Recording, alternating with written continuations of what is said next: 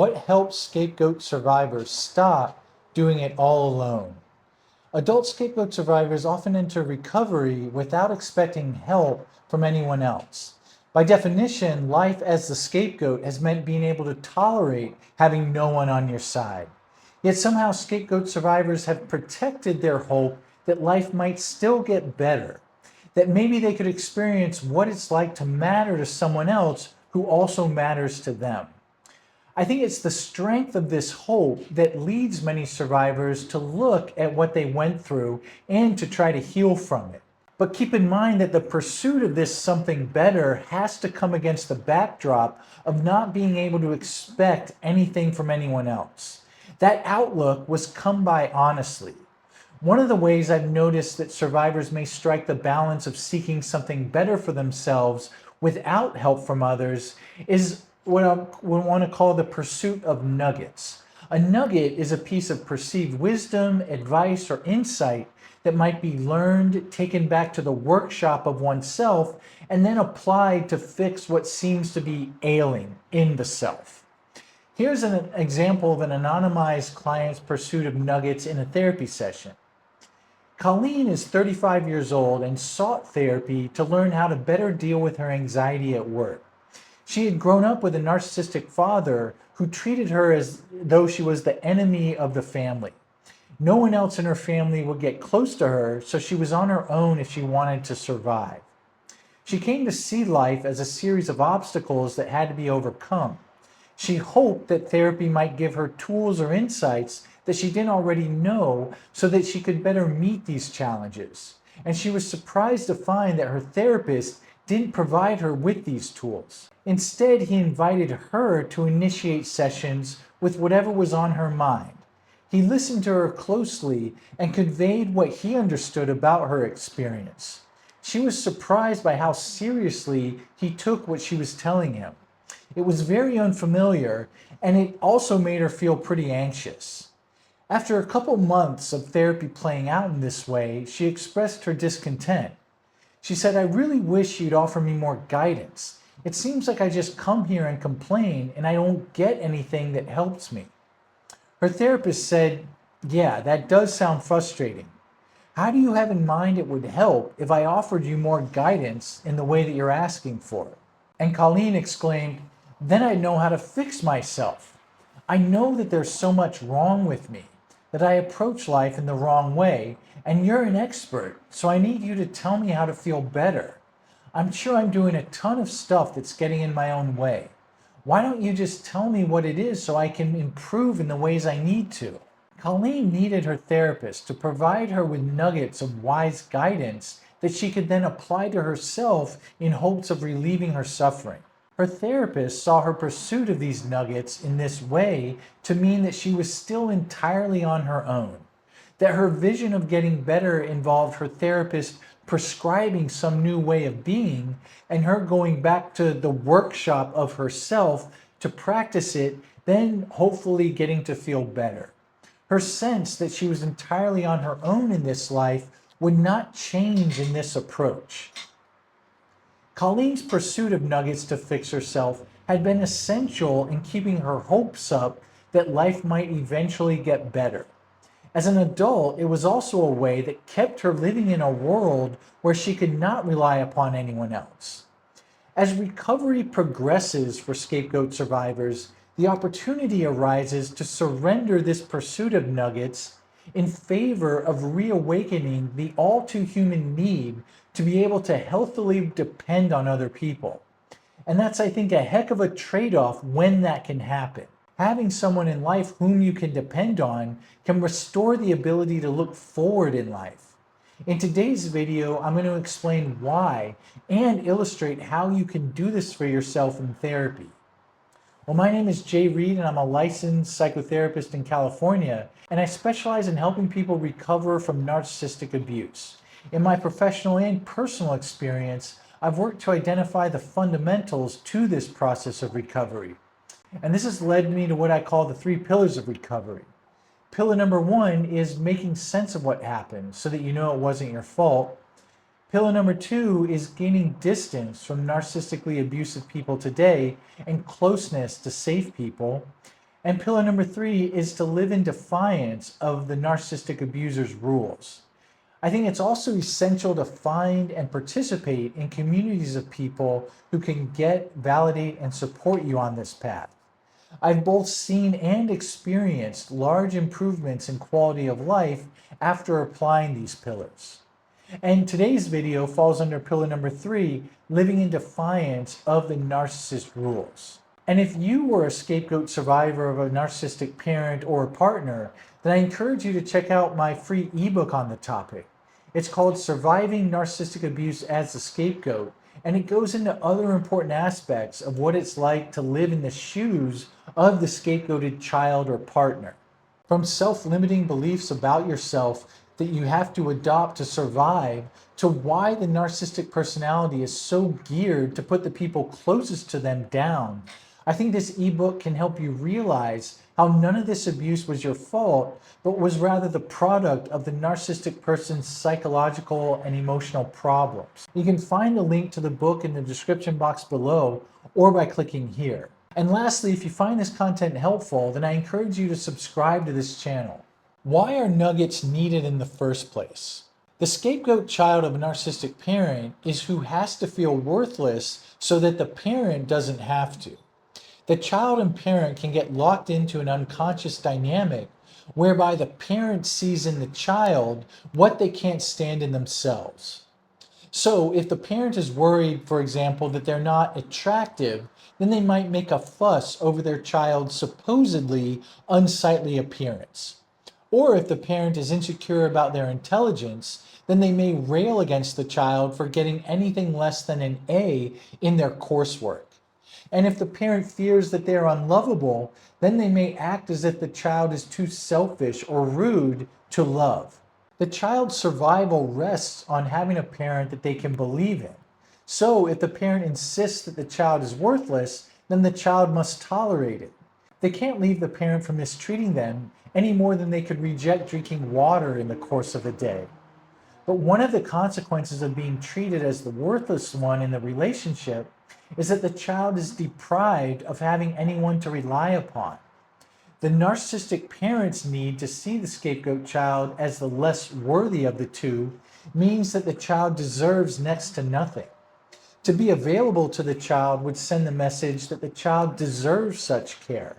And such an admission would make it harder for the parent to see the child as worthless. And of course, if the parent can't see the child as the worthless one, then the parent could have to deal with these feelings that they can't stand within themselves. That would be unbearable and has to be avoided by the parent. The emotional consequences for the scapegoat child. Well, the scapegoat child is then in a sink or swim situation with their narcissistic parent. The parent is saying to the child something like, if you want to go on living in a psychological sense, you're going to have to feel terrible about who you are, and believe that the person telling you you're terrible is someone you can look up to, and be able to put up with getting nothing emotionally nourishing from your parent. And if the child doesn't find a way to tolerate this, then they would cease being who their parent needs them to be, and this would prevent the child from feeling recognized by their parent, leaving the child in that nobody to no one state that just is too terrible to live. That is just impossible to tolerate for any child. So the scapegoat child finds a way to swim by denying their need to depend on anyone outside of themselves. This denial is excruciating for the child. We're not ready to psychologically stand on our own 2 feet until much later in life. Until then, our biology directs us to look to our parents to get what we can't provide for ourselves. Psychologically speaking, this means self-confidence, self-esteem, and emotional regulation. The unavailability of the narcissistic parent means the child must do without all these things that they are programmed to get from the parent. Psychologically speaking, this means self-confidence, self-esteem, and emotional regulation. The unavailability of the narcissistic parent means that the child must do without these things. A child who can't depend on their parent is also catastrophically alone. Every impulse in children tells them to look to their parent for help in life. The scapegoat child who has to identify as being undeserving of such help just can't do this. They have to fight the impulses to be able to lean on someone else. The result is an almost unbearable abandonment, terror, and panic. One way to describe this state is to imagine two equally forceful pressures. First is the pressure from within the child to look outward towards their parent for what they need. Second is an equal and opposing pressure from the parent towards the child, denying that child what the child needs. The child is in an impossible to solve situation that still must be endured somehow. Well, let's look at how this was for Colleen. At 4 years old, her father had already started treating her as a burden and a problem. She had learned to expect frustration from him whenever she needed anything. It was as if he had heard her ask for 1,000 things when all she was asking for was one. For example, one day after a lunch he had prepared for her, she asked for a cookie. He exploded with, "Dang, Colleen, is that all you can do, ask for things? You just take from me. Why can't you ever be satisfied with what I give you?" Colleen felt a surge of hatred towards herself erupting within. She felt like a greedy and terrible kid. She wanted to be able to go back in time and not ask for the cookie. She vowed never to ask her father for more than he gave her again. How the child survives. The scapegoat child endures what is nearly unbearable in 3 ways. First, distract, distract, distract. When we face an internal situation that's unsolvable and there's no one else to help us solve it, then distraction becomes absolutely necessary. The scapegoat child may look for opportunities to get lost. They may get lost in daydreams, TV, iPhones, tablets, food, or sleep. These escapes become the only available relief from their need to have someone there whom they can rely on. The most they can hope for is to lose awareness of themselves and the problems they face. The best analogy I can give to this strategy comes from the movie Shawshank Redemption. In it, the main character, Andy Dufresne, played by Tim Robbins, finds a way to get him and his friends in the prison a pass to work on the roof of the prison, where they got to be out in the open air and sky for 3 blessed days. A marked change from the dreary ceilings and cramped living they faced every day in the prison walls. But each of them knew they would be returning back to the prison walls after those 3 days. All Andy and any of the inmates could do was seek temporary reprieves from the unsolvable problem of being in captivity. The second strategy to endure the unsolvable is the pursuit of goals. Another way the scapegoat child finds temporary relief like this is by devoting themselves to an activity. Doing so can keep them focused on a realm in which they have a lot more control. And this is in contrast to the utter lack of control they have over their parents' willingness or unwillingness to be there for them. Maybe the child devotes themselves to a sport or hobby, and there may be real aspects of their authentic self-expression in doing so, but they may have to go about doing it in an all or nothing way, such that the child's awareness of themselves goes away when they're in pursuit of this goal. This process can make things feel too pressured and urgent to be able to sit back and take in the process that they're engaged in. It's what contributes to the scapegoat child finding any success they experience to be flukish. Third, don't look ahead.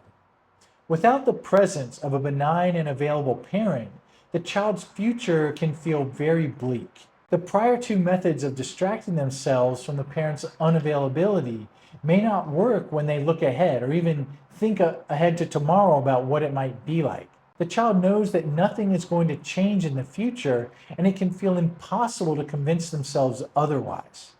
Hope that life will feel better tomorrow than it does today is hard to maintain in the face of the parent's chronic emotional absence and persistence of their hostility. Part of getting by under such conditions is to stop looking towards tomorrow. Just focus on this moment and get through it. This can spare the child how agonizingly hopeless they feel about their future. but it also costs the child the sense that they have a future self worth looking ahead to. Well, let's see how Colleen found a way to survive without being able to depend on anyone in her family.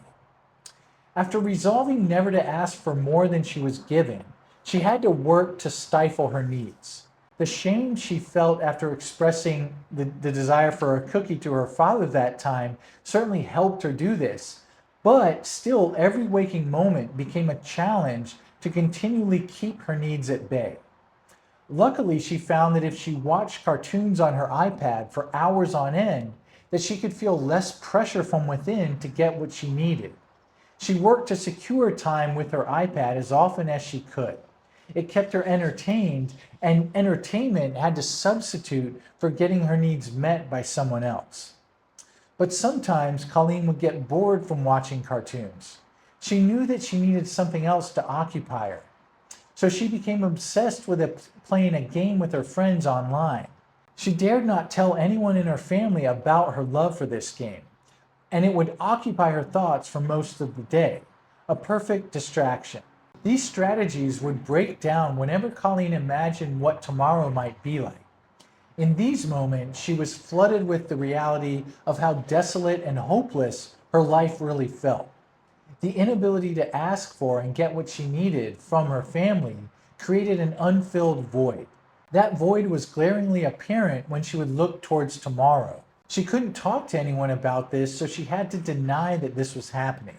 She would not allow herself to look to tomorrow, and this way she wouldn't get flooded with despair. She felt a terrible sadness, though, because she was having to surrender a critical part of being human, having a future self to look forward to, searching for nuggets from others. When hope vanishes for ongoing accompaniment from one's parent, the scapegoat child may find a different reason to hope that life can get better. The child may unconsciously decide that their parent can offer them words of advice or guidance that will cure what feels so bad for the child. Doing so boosts the parent's status in both of their eyes. It also prevents the child from asking for too much from the parent. The child just wants to be told how they should act or be differently by the supposedly wise parent so that they can be cured. Now, any lingering suffering the child feels reflects the child's own defectiveness. It has nothing to do with the parent's ongoing lack of availability, because they're supposedly providing these wise nuggets that if the child just applies, they'll feel better. This can result in the scapegoat child finding problems within themselves and confessing to others in hopes that they will receive a cure to what ails them. An ingenious measure of preserving hope in an otherwise hopeless situation. The cost, though, is having to assume an identity of being incomplete and in need of something from others to be complete. This creates a disparity in status that can erode the child's self-worth. Of course, the child's self-worth competes with sharing a reality with their parent, so it's not really much of a competition. Doing whatever it takes to be who the parent sees has to win out. How therapy can help you trade nuggets for accompaniment.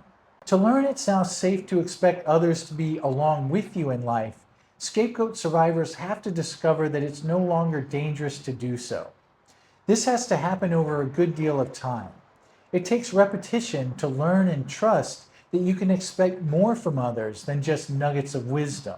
That you can still be fully functional, not in need of nuggets, and still expect to be accompanied. The only way to learn this is to see that others today are with you time and again. Only then would it even make sense to consider surrendering the nugget-based approach for accompaniment. Only then would it even make sense to consider surrendering the nugget-based approach. It's kind of like being underwater since birth, where the only way to breathe is with a scuba tank. Then you come up for air for the first time and are told that you don't need the scuba tank to breathe anymore. Well, it's going to take a lot of gradual convincing before you see if you can breathe without that tank. I think therapy is a great place to learn that you don't need the scuba tank of nugget searching anymore. The regularity and positive regard you find from your therapist can set the stage for learning that you can safely expect their accompaniment. Scapegoat survivors may have unconscious ways of testing and finding out if they can trust this from their therapist. An important way that this might unfold in the initial stages of therapy is to look for nuggets from the therapist.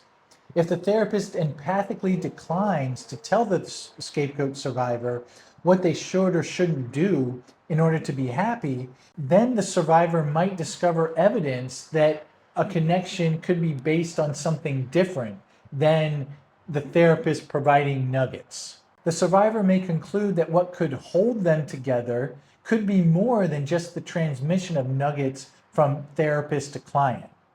It may feel disorienting and even irritating at first for the scapegoat survivor. Seeking nuggets from others has been such a critical source of hope. It may seem like someone else has the answers and is just refusing to share them with you. Or it may feel despairing to not have hope of finding the nugget that delivers you from suffering. If all of this, though, can be withstood by the survivor and therapist, something else may begin to emerge. Instead of the relationship being about the specific insights that the therapist offers the client, it can become to be about something bigger. The insights, of course, remain a part of the relationship, sure, but a backdrop of ongoing availability becomes part of what the relationship can grow to feel like for the scapegoat survivor. When this happens, then what had to be sacrificed before can now be restored. A scapegoat survivor can now more safely live without the use of distraction. They might feel encouraged and hopeful when they look ahead, and they can pursue goals in a less urgent way.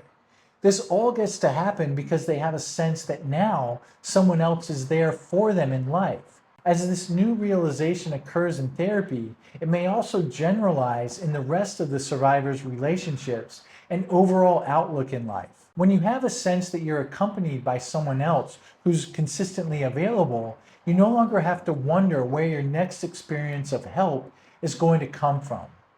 And I want to emphasize that this outcome is usually the product of years spent in therapy. I say this to set realistic expectations and to highlight the potential benefits of sticking with the process. As I've been describing, recovery for scapegoat survivors involves discovering that you no longer have to manage life completely on your own. And of course, therapy can be one place where this happens, and yet another way is to experience it through guided group work. That's one of the reasons why I created the Breaking the Scapegoat Spell online group class. It's an 8-week live online class where scapegoat survivors can come together to practice exactly what I've talked about in this video, finding out that it's now safe to know and share what you need with other people. The group gives you tools to interrupt the effects of narcissistic abuse that help you keep your needs to yourself and offers structured partner exercises that let you experience what it's like to share yourself and be respected, understood, and affirmed. For many scapegoat survivors, this may be the first time closeness doesn't require changing themselves to keep the relationship going. I think it can be a powerful step toward learning that you can rely on others and still remain true to yourself. You can find the link to the class in the description box below or by clicking here. Well, let's see how this process played out for Colleen. Despite her initial frustration at not getting the nugget she thought she needed from her therapist, she stuck with it. After about a year into treatment, the process had grown to feel different. She didn't approach sessions with the hope of being told something that would radically help her. She began to see sessions as chances to say what was on her mind and somehow feel better by the end. By better, it wasn't like she always felt happy afterwards. She might get more in touch with feelings that were really bothering her. But there was something about the process of telling her therapist and him getting what she meant that was helpful to her. By the second year of therapy, Colleen felt much less alone in her life. She no longer just reported what bothered her. She took to sharing what made her happy in her life, what she wanted for herself, and who really mattered to her. It felt good to share this with her therapist. Something about knowing she wasn't alone in what she was experiencing was helpful. She wanted to know she was accompanied in life and was beginning to discover that this was now available to her. Well, I hope today's video was helpful in kind of understanding that shift from getting these sort of, at one time, essential nuggets of advice, wisdom, and so forth, as opposed to taking in that there can now be continued availability and accompaniment from someone else. And with that, I want to thank you all for continued support of this channel and all the resources around it, and your participation in the community of this channel, really represented by the comments section. Just seeing everyone's support of one another and sharing of their own story, I think just combats that legacy of the isolation that the scapegoat child has had to endure. And with that, I look forward to posting again next Friday. Take care.